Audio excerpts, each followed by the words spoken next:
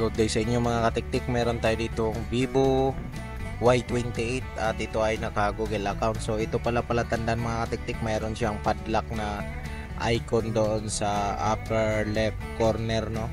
Kaya ito ay naka Google account. So iba-bypass natin, long press lang natin yung volume up, volume down. Yan, long press mo, wag mong bitawan hanggang sa lumabas yung yan, ito. At pindutin mo yung turn on. Tapos long press mo ulit, volume up, volume down, at mag-enable yung talkback. So dito mga katiktik is voice command are not available during setup yung sinasabi. Kaya close lang natin, double tap.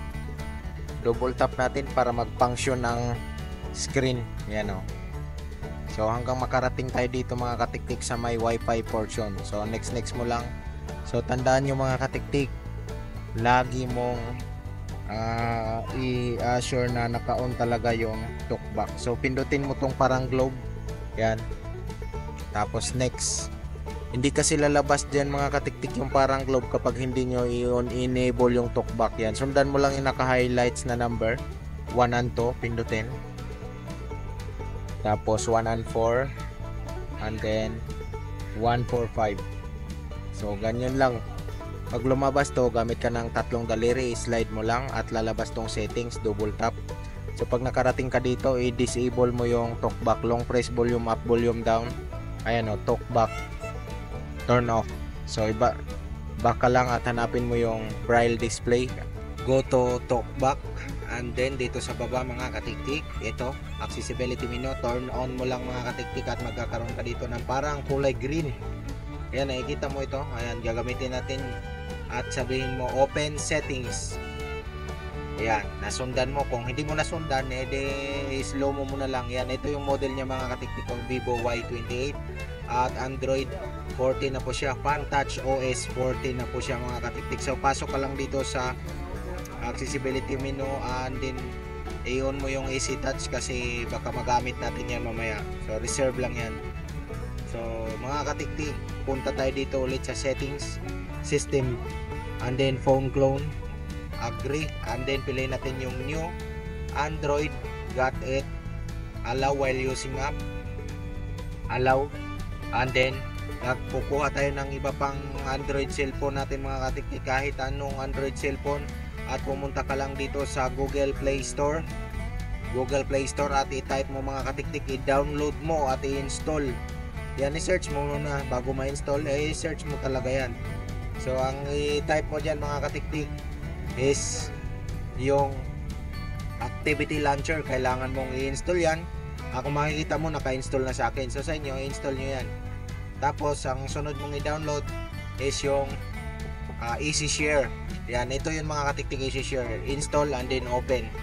So pag na-open mo na yan mga katiktik, phone clone and then old, and then i-scan mo siya mga katiktik. Ayan, i-scan mo lang, itatapat mo lang siya, tapat mo lang at antayin mo na mag-connect yung dalawang mga katiktik. Ayan o, yan. So antayin mo lang mga katiktik at habang naghihintay ka, paki-like naman ang ating video at syempre mag-subscribe ka na rin para maging updated ka sa susunod ko na video. Ayan, i-uncheck na yan natin lahat.